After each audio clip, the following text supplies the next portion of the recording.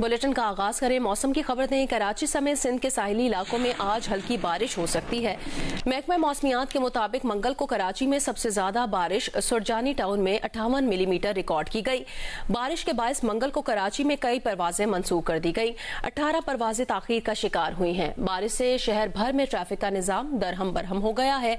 अहम और मरकजी शाहराहों पर बारिश का पानी जमा होने से शहरियों को मुश्किलात का सामना करना पड़ा। मेयर कराची मुर्तजा वहाब ने रात गए शहर का दौरा किया। कहा, कराची की सूरत हाल बेहतर है। नशेबी इलाकों से निकासी आप का काम कर लिया गया है।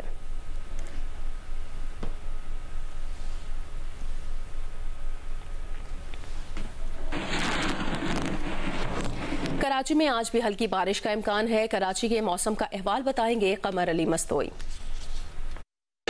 जी, गुज़िश्ता रोज़ भी शहर के मुख्तलिफ इलाकों में जो है वो बारिश हुई। बारिश के बाद शहर के मुख्तलिफ इलाकों से पानी की निकासी भी कर दी गई है और शहर में जो है वो तमाम सड़कों से पानी निकाल दिया गया है।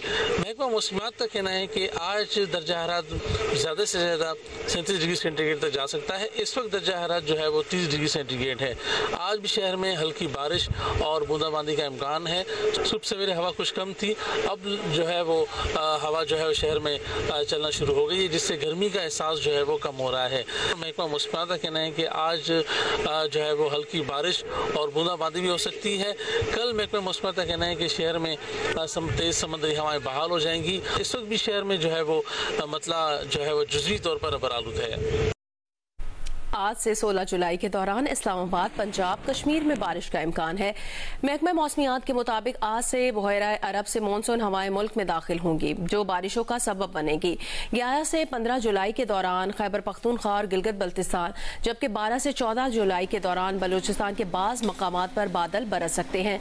12 और 13 जुलाई को सखर, लाड़काना और जैकबाबाद में आंधी और बारिश का इम्कान है। मंगल को मुल्क में सबसे ज्यादा दर्जा हरारत तुरबत में 46 डिग्री सेंटीग्रेड रिकॉर्ड किया गया।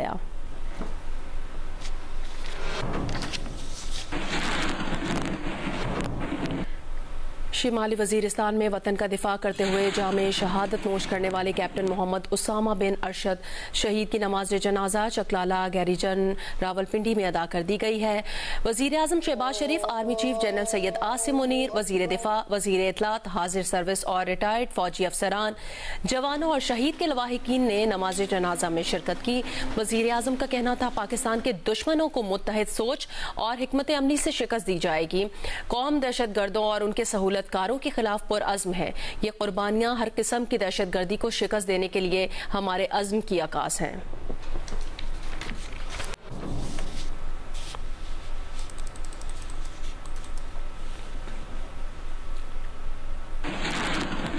सिलेक्शन कमेटी से वहाब रियाज और अब्दुल रज़ाक को फारिग कर दिया गया। जराये के मुताबिक दोनों अब सिलेक्शन कमेटी का हिस्सा नहीं रहे। मोहम्मद यूसुफ, असद शफीक और बिलाल अफजल सिलेक्शन कमेटी में शामिल हैं। T20 वर्ल्ड कप स्क्वाड के इंतखाब में वहाब रियाज और अब्दुल रज़ाक का अमल दखल ज्यादा था और इन सिलेक्टर्स ने इन्हीं खिलाड़ियों की ज्यादा हिमायत की जिन्होंने परफॉर्म ही नहीं किया। PCB का कुछ अरसे से वहाब रियाज और अब्दुल रज़ाक पर एतमाद नहीं रहा था, उनसे राय भी नहीं ली जा रही थी।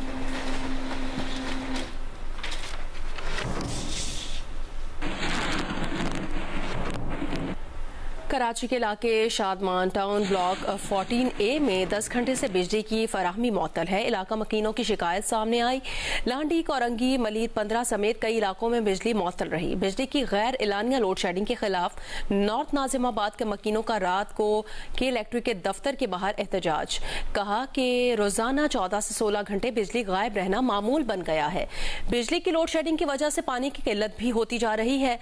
पुलिस के इलेक्ट्रिक इंतजामिया और मुजाहिरीन के दरमियान मुज़ाकरात के बाद एहतजाज खत्म कर दिया गया।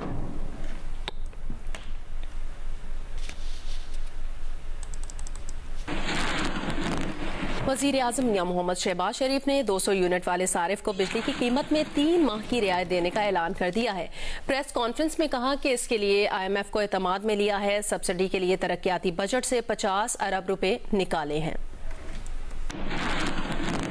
ये जो घरेलू सार्फिन है 94%, इनमें 200 यूनिट्स तक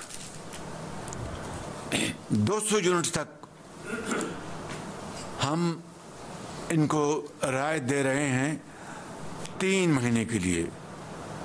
जुलाई, अगस्त, सितंबर, इसके ऊपर 50 अरब रुपए की रकम खर्च होगी।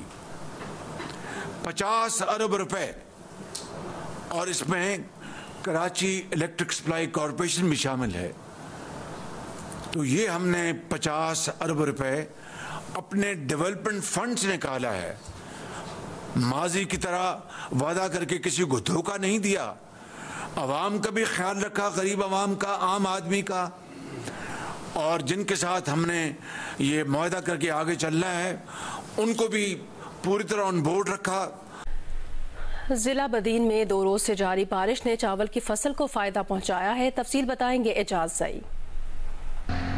देखिए, जिला बदीन में गुज़श्ता 2 रोज से बारिश का सिलसिला जारी है और इस बारिश से आबादगारों के चेहरों पर खुशी की लहर दौड़ गई है। आबादगारों का कहना है कि जिला बदीन में इन दिनों चावल की फसल की बुवाई का अमल जारी है, लेकिन फसल की काश्त के आगाज के साथ ही महकमा आबपाशी की जानिब से जिला बदीन की नहरों में मसनूई किल्लत पैदा कर दी गई थी, जिसके सबब इनकी जानिब से जो चावल की फसल का बीज लगाया गया था उसको नुकसान पहुंच रहा था। काम ये बारिश इनके लिए बरारे रहमत साबित हुई है और इसने चावल की फसल को नई जिंदगी दे दी है। आबादगारों का कहना है कि बारिश से न सिर्फ इनकी फसल को इंतहाई फायदा पहुंचा है, बल्कि जो फसल की पैदावारी औसत है उसमें भी बेहतरी की उम्मीद पैदा हो गई है। जी, जैकबाबाद में गर्मी की शिद्दत के बायस ईंटों के भट्टे पर काम करने वाले मेहनत कश भी निढाल हो जाते हैं। मुकेश रुपैता की रिपोर्ट देखिए। जैकबाबाद में गर्मी की शिद्दत में एक बार फिर बेपनाह इजाफा हो गया है। पारा 48 जबकि शिद्दत 52 डिग्री महसूस की जाने लगी है। इस गर्मी में मेहनत करने वाले मजदूर भी परेशान हैं।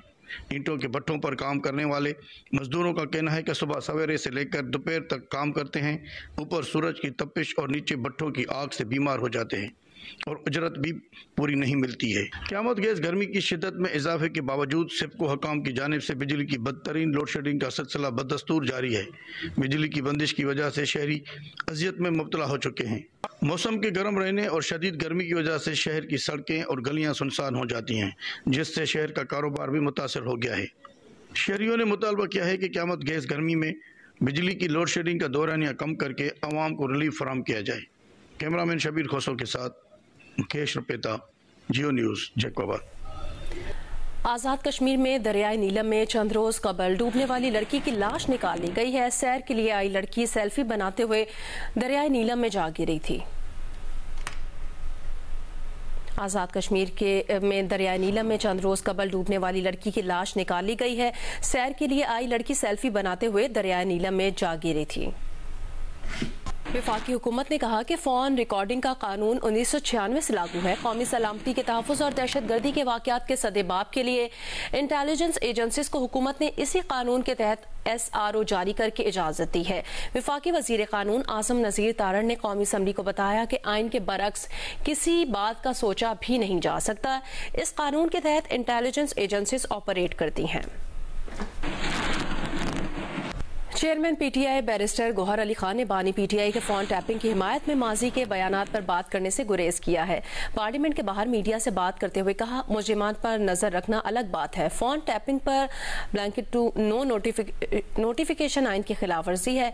आइन बिल्कुल वाज़ेह है कि किसी की प्राइवेसी मुतासिर नहीं की जा सकती, कोई फोन टैप नहीं कर सकता। इससे पहले अपोजिशन लीडर उमर अयूब ने फोन टैपिंग की इजाजत के नोटिफिकेशन को अदालत में चैलेंज करने का ऐलान किया था। उन्होंने कहा कि कॉल टैपिंग का इख्तियार देने वाले कल खुद इसकी जद में आएंगे।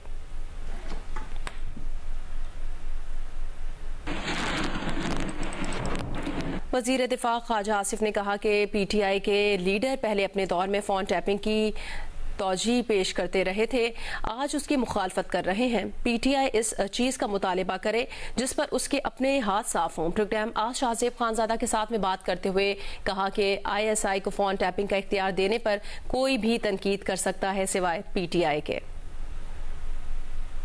इमरान खान ने जो तौजीह दी या जो वजह बताई, उन्होंने 3-4 मिनट जो है अपने इंटरव्यू लेने वाले को इस चीज के फवायद बताए कि टेपिंग और जो ईव्सड्रॉपिंग है या कॉल ट्रेसिंग जो है, ये इसके बहुत ज्यादा फायदे हैं। लीडर ऑफ अपोजिशन साहब जो हैं, इनको वो भूल जाता है, सिलेक्टिव एमनीजिया क्यों हो जाता है। कल ये गिरफ्तार हो रहे थे, स्पीकर को इन्होंने फोन किया, उन्होंने इसको प्रोटेक्ट किया, as a member of the national assembly protect किया कि जब हम गिरफ्तार हो रहे थे और बहुत से लोगों को उठाया गया, क्या उस वक्त हमारे स्पीकर ने किसी को रेस्क्यू किया था, किसी अपोजिशन वाले को? इस वक्त जो PMLN का स्पीकर है वो इनको रेस्क्यू कर रहा है, साथ असद कैसर बैठा हुआ है, वो भी तो जवाब देना कल असेंबली के अंदर। जो लोग कल इसके हक में तकरीरें कर रहे थे, ये लोग किसी के साथ बात करने के लिए काबिल हैं इसके? आप बात करें, तो कोई और बात करे, डेमोक्रेसी अदालत बात करे, हक बनता है।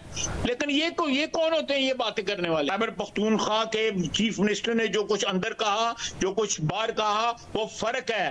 बाहर उन्होंने अपने वोटर के लिए या अपनी पार्टी के लिए या अपनी पार्टी के लीडर के लिए कहा, अंदर जो उन्होंने कहा वो वहां पे जो इज्तिमा था जिसमें चारों सूबे थे, फेडरल हुकूमत थी, फौज थी वहां पे बैठी, उनकी कंजम्पशन के लिए कहा।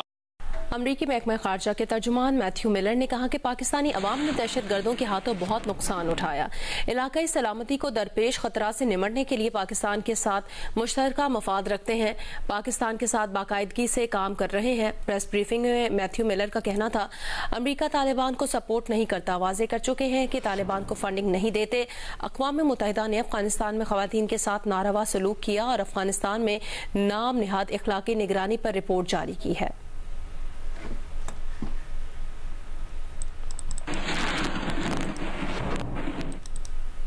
थरपारकर के इलाके मिट्टी के सरकारी अस्पताल में कोविड इमरजेंसी रिस्पांस प्रोग्राम के तहत 20 करोड़ रुपए लागत से नस्ब किया गया ऑक्सीजन जनरेशन प्लांट ताहाल फाल न हो सका।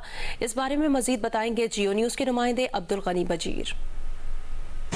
जी बिल्कुल, हुकूमत सिंध की जानिब से ज़िले हेडक्वार्टर अस्पताल मिट्टी में कोविड-19 रेस्पॉन्स प्रोग्राम के तहत 20 करोड़ रुपए की लागत से ऑक्सीजन जनरेशन प्लांट की तनसीब तो मुकम्मल कर ली गई, लेकिन इस प्लांट को ताहाल फाल न बनाया जा सका है, जिसकी वजह से अस्पताल के मुख्तलिफ वार्ड्स में इस सिलेंडर्स के ज़रिए ऑक्सीजन जो है वो इस्तेमाल में लाई जा रही है, जो कि इसके मिरपखास के निजी प्लांट से ख़रीद कर लाई जाती है।